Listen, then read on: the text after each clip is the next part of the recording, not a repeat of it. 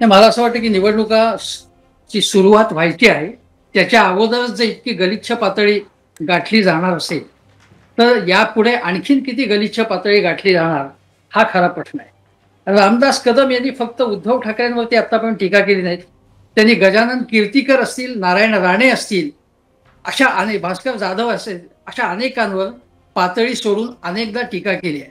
खुद्द देवेंद्र फडणवीसांनी म्हटलं होतं त्यांना, की माणसाची उंची किती, त्याचा पगार किती आणि बोलतो किती, या शब्दामध्ये त्यांनी त्यांची खरडपट्टी काढलेली होती आणि यापुढे हे सहन केलं जाणार नाही असंही देवेंद्र फडणवीसांनी सांगितलेलं होतं. रामदास कदम हे सिनियर नेते असले तरी कुठल्या पद्धतीने ते बोलतात हा खरा मुद्दा प्रश्न आहे.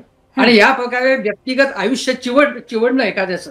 बाळासाहेब ठाकरे साक्ष द्यायला आज नाहीयेत.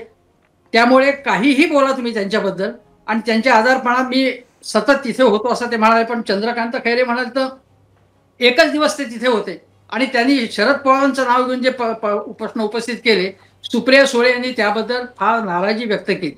या पद्धतीचं राजकारण महाराष्ट्रात कधी झालेलं नव्हतं, आतापर्यंत कधीही झालं नाही.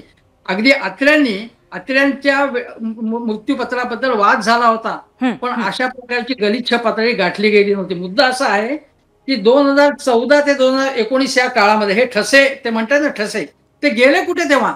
त्यावेळी 2012 नंतर आतापर्यंत ते का बोलले नाहीत याच्याबद्दल? हं, हं. हा प्रश्न आहे ना.